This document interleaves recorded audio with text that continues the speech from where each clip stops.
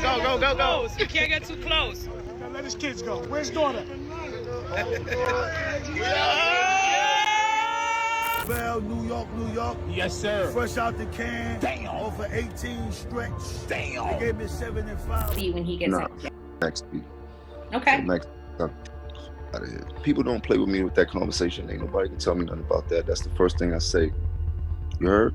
Okay. That's how you feel. That end the deal for anybody. There ain't no Max talking my conversation. So Max B is finally home after spending nearly 16 long years behind bars, pushing through endless court battles, holding on to hope, and facing setback after setback. But the wave has officially returned, and people can't stop talking about it. Thing is, not everyone's celebrating. Word on the street is that Jim Jones isn't exactly thrilled about Max's comeback. His return has reopened some old wounds and reignited talk about their past drama, and social media is eating it up. The trolling? Oh, it's real. And Jim's name is getting dragged right into it. And guess what? Max hasn't wasted a single moment since stepping out. It's barely been 3 days and he's everywhere. Scroll through your feed and it's impossible to miss him. 1 minute he's flexing at a jewelry shop checking out icy chains. The next he's turning up at a birthday bash surrounded by good energy and familiar faces. Then boom, he's in the club, living it up, and later he's spotted at a Jets game like a celebrity grand entrance. It's like the cameras can't get enough of him. And honestly, people are loving it. This comeback might just be one of the most hyped up moments hip-hop has seen in years. Fans have been waiting more than a decade to see the wave back in motion. And now that he's finally home, it makes perfect sense that his presence is felt everywhere. The man didn't just come home. He came home making headlines and turning heads. He even popped the big question to his girlfriend just a day after getting out. Talk about wasting no time. But of course, with all that buzz comes drama. You can't have a comeback this huge without a few cracks showing underneath. The streets are talking, old tension, whispers about loyalty, rumors flying, jealousy brewing, people taking sides. It's all bubbling again. But the topic that's heating up the most right now, that never-ending back and forth with Jim Jones. Now Jim has spent years trying to step away from anything tied to Max B's name. He said in more than one interview that he doesn't want to bring up Max, doesn't want that connection, doesn't even want to be part of that conversation. In one clip, he flat out said, F Max B. Work with Max B when he gets out. Max B. Okay. Max suck dick. Fuck out of here. All right. Before adding that while forgiveness might be possible, forgetting, never. That door seems sealed shut. But let's be real. With Max B finally free and back in motion, it was only a matter of time before Jim's name came floating back into the mix. And guess who decided to stir the pot first? None other than 50 Cent himself, the master of online mischief. 50 Cent and Jim Jones already had their own long-running tension, so the second Max B came home, it was like the perfect setup for 50 to jump online and start stirring things up. He did what he does best, jumped on Instagram and instantly set the internet buzzing. He posted a meme from the movie Belly, showing the character Rico eating a banana, but labeled it with Jim Jones's name, clearly throwing shade and hinting that Jim might be talking too much. Then, in pure 50 fashion, he doubled down with a wild caption. Something along the lines of, homie said Max home, it's packed in Harlem, Jimmy about to drop a dime on these dudes, LOL. Classic 50 energy, messy, bold, and hilarious all at once. To top it off, he even posted a clip of Max B on FaceTime with DJ Who Kid, and that just made things explode even more. Before long, every hip-hop blog, gossip page, and fan account was jumping in on the drama, each adding their own spin to the story. Now, for anyone who doesn't know, the tension between Jim and Max isn't just some friendly rap rivalry. Nah, this goes way deeper. Their history is personal, emotional, and tangled with years of loyalty gone sideways. Back in the mid-2000s, Jim and Max were tight, like brothers. They recorded tracks together, rolled through Harlem side by side, and moved as a unit. You couldn't mention one without the other. But before the fame and chaos hit, Max had already lived a tough life. He'd just come home in 2005 after serving time for robbery charges, ready to turn his story around. That's when the world met Max Bigavelli, a name he built by blending pieces of his idols Biggie Smalls, Machiavelli, Tupac, and Jigga, Jay-Z. Cameron, Joel Santana, and Jim Jones had Harlem in a full-on grip, dropping anthems that defined an entire era. How you feel? How you I feeling feel right righteous. now? Feeling good. Feeling good, I know feeling what it good. is. I'm grateful. Okay. I'm thankful. Love that, love God is that. good. Through Cameron, Max B crossed paths with Jim Jones, and right away the chemistry was undeniable. Jim saw the potential instantly and signed Max to his label, Bird Gang, linking him up with the Harlem hitmaker Dame Grease. From that point on, everything started moving fast. Real fast. In 2006, Max dropped his first mixtape, $1 Million Baby, and it completely took over the streets. His raspy voice, smooth melodies, and that bold, wavy swagger made him sound like nobody else out there. His whole vibe was different, raw, confident, and catchy. The streets couldn't get enough of it. Meanwhile, Bird Gang had another rising name, Stack Bundles. With both Max B and Stack under his wing, Jim Jones was sitting on a powerhouse duo. Together, they had the sound, the energy, and the street respect to carry Harlem into the next chapter. Max became the hidden gem behind those catchy hooks and smooth melodies that made Jim's records explode. Songs like Baby Girl became instant neighborhood classics. But as fans kept talking, whispers started floating around. People began saying that Max was the real creative force behind Jim's new sound, and that's where the tension started creeping in. As Max's fame kept growing, so did his street confidence. And that mix of success and instinct eventually led him down a path that changed everything. Gina told Max about a flashy dude she knew named Alan J. Plowden, a guy living large, moving fast, and wrapped up in some shady business deals. That's an A-lister. Okay. Anybody Okay. that got a sack, balls, look me up, I'm gonna get you right. I'm gonna get you right. He was cruising around in luxury cars, throwing money around like it was nothing, and living that high roller lifestyle that caught everyone's attention. According to Gina, Max couldn't just let that kind of opportunity slide. The plan sounded simple. Pull up to Plowden's hotel room, grab the cash, and bounce without a trace. Gina later said Max was the one who came up with the idea, promising her big things if she helped make it happen. But from the start, nothing about that night went the way it was supposed to. Gina and Max's stepbrother, Kelvin Sims, were the ones who actually went out to make it happen. The plan was to get in while Plowden was out partying, but everything started going sideways right away. They got lost, missed turns, and wasted hours just trying to find the right place. By the time they finally reached the hotel in Fort Lee, Plowden was already back, asleep in his room with another woman. Then things went from bad to worse when another man, David Taylor, suddenly showed up, completely unexpected. Sims panicked and things got out of control real quick. What was supposed to be a quick grab turned into a full-blown crime scene. From that moment on, everything fell apart at lightning speed. Gina was the first one to get caught, and when the pressure came down hard, she couldn't handle it. She broke down and gave the police a massive 169-page statement, laying out every detail and pointing the finger straight at Max. At least that's how she told it. According to Gina's story, Max was painted as the mastermind, the one who planned everything and convinced her to be part of it. She claimed he promised her the world, but when things fell apart, she turned around and told the feds everything to protect herself. Once investigators got her full statement, they came straight for Max with full force. He was taken in and hit with heavy charges, including a major felony count. Even though he wasn't actually at the scene that night, his bail was set sky high at $2 million, and just like that, one of Harlem's brightest rising stars found himself stuck behind bars, facing the fight of his life. While Max sat in that cold cell, time seemed frozen for him, but the world outside didn't stop moving. On the outside, Jim Jones, and the same man who once called Max his brother, was taking over the charts. Jim had just dropped We Fly High, better known as Ballin', and that track blew up overnight. It wasn't just a hit, it became a worldwide anthem, blasting out of every club, car, and radio station. The success turned Jim into a certified solo star, the face of Harlem's next era. But behind those prison walls, Max was hearing something totally different. He started telling people that he was the one who actually came up with We Fly High. That claim flipped everything. This woman, Gina Marie Conway, a prostitute who'd been with Plowden, told her boyfriend, Charlie Wingate, a.k.a. Max B., a rapper, about the men's money. It made fans question what was really going on between the two and whether Jim's biggest hit was built on something deeper than friendship. According to Max, he was the ghostwriter behind some of Jim's biggest records. The hooks, the melodies, even the ad-libs, all came from his creative spark.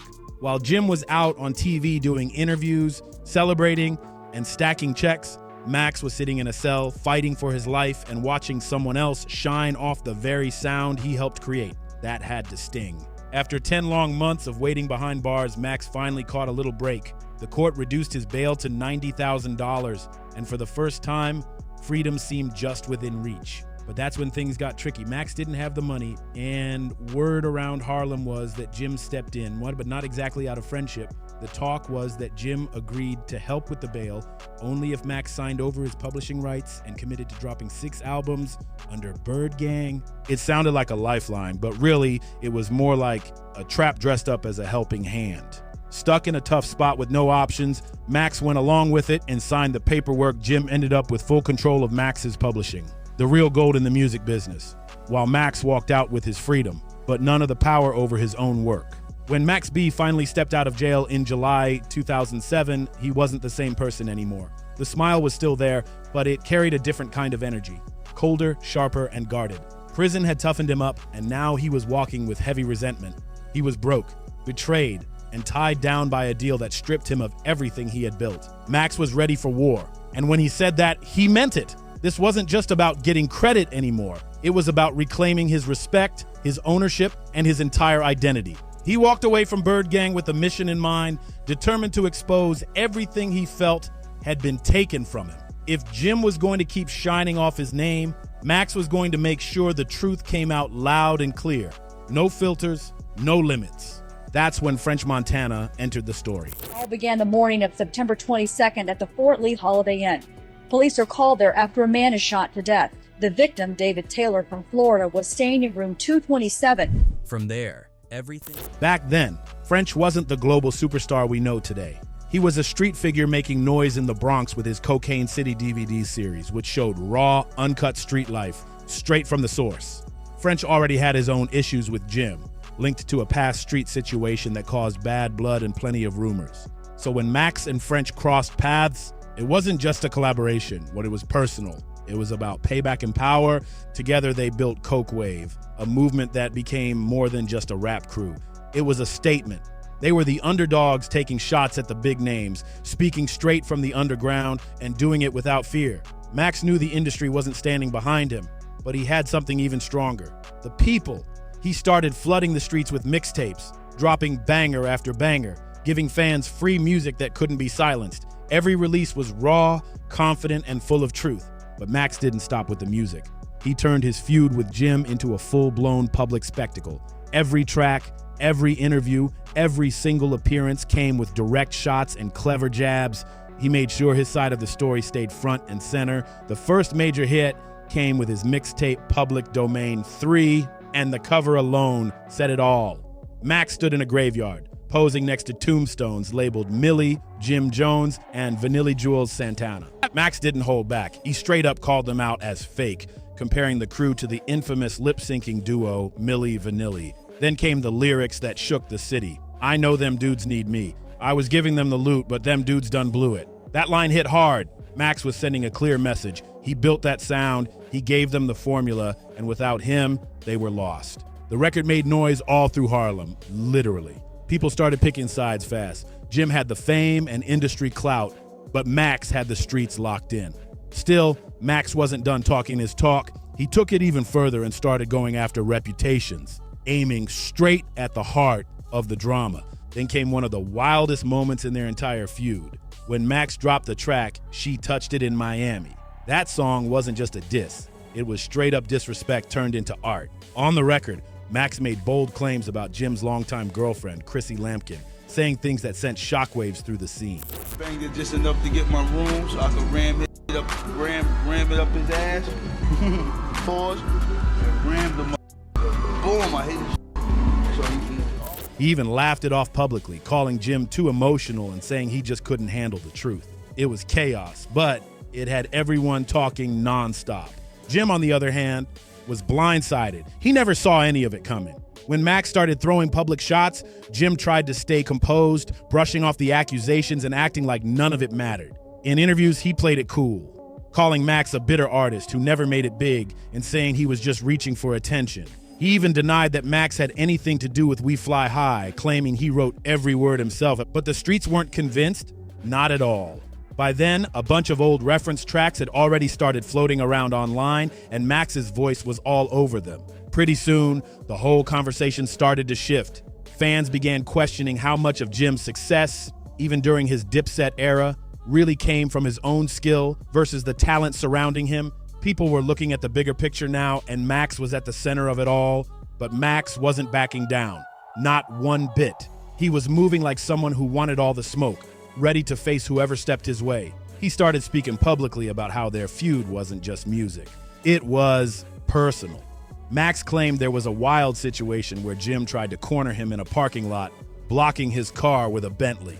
According to Max, he saw it coming, slammed the gas, and rammed his way out before jumping out and throwing a few quick punches, then speeding off into the night. People close to Max, including French Montana, backed up his story, and before long, that whole scene became part of hip-hop folklore, another wild chapter in the Harlem saga. By this point, their rivalry wasn't just rap drama anymore. It had turned into a full-blown street legend with fans hanging on to every detail. Then came November 2008, the moment that took things to another level. Max and French decided they weren't going to just talk anymore. They were ready to show up in person. The two of them rolled deep into Manhattan and walked straight into a studio building where Jim was recording, making it clear they weren't afraid to confront him directly. It wasn't about words anymore. It was about sending a message that Max wasn't playing. Later on, Max claimed that when Jim realized what was happening, he called the cops to handle it. Whether that story was true or not didn't even matter. Just saying it caused major damage to Jim's image in the streets.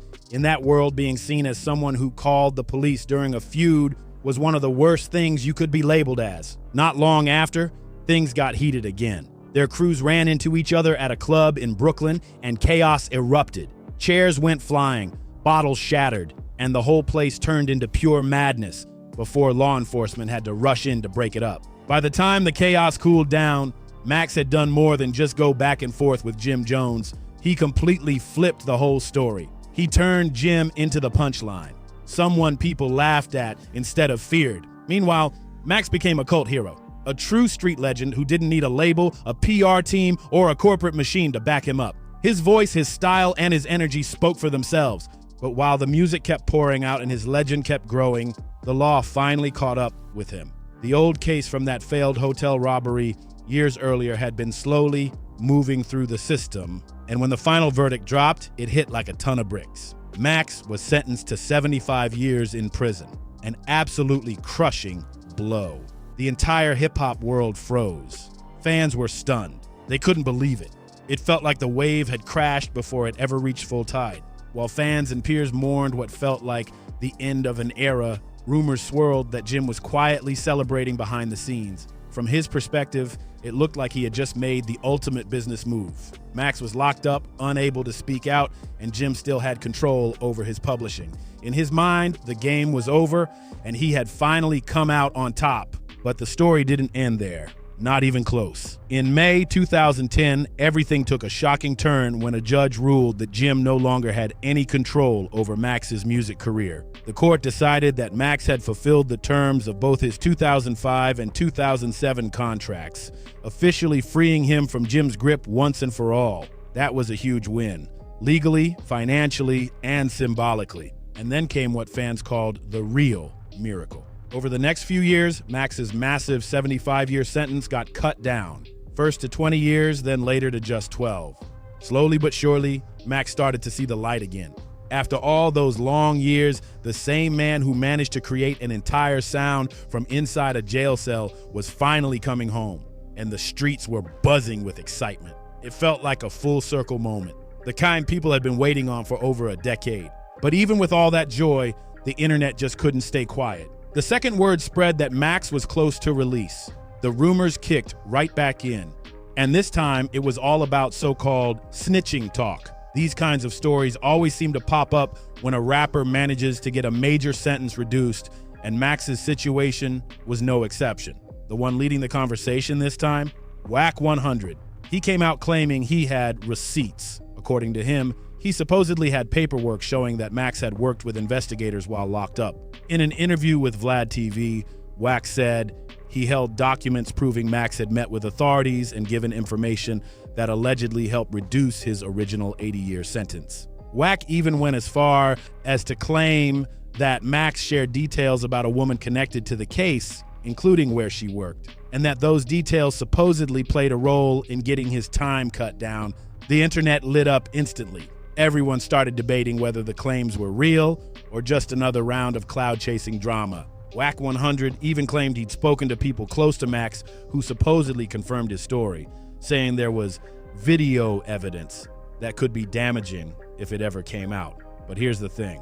No one outside of Wack has ever seen this mysterious paperwork or that supposed footage. And even Wack himself admitted he doesn't actually know Max personally and never had any direct dealings with him. So, yeah, the whole situation started looking real suspicious. Most people saw it for what it was, just another round of attention-seeking built off somebody else's name. Fans came to Max's defense fast, calling Wack's claims straight-up clout-chasing. To most, it didn't even matter what was being said. What mattered was that Max B was finally home, smiling again, and living his life on his own terms. Now that the Wave God is free, everyone's wondering the same thing. Is Max about to jump back into the music scene? And if he does, will the new generation embrace him the way the old one did? The game's changed a lot since Max first took over, but one thing's for sure, the streets never forget their legends. Right now, Max looks like he's just enjoying every second of freedom, soaking up love, reconnecting with the people who held him down, and feeling the energy that's been waiting for him all these years. The wave is rolling again, and everyone's watching to see what he does next. If you made it this far, make sure you like, share, and subscribe, because we've got even more real stories, wild moments, and deep dives coming your way. Stay tuned to see what's happening in our hood next.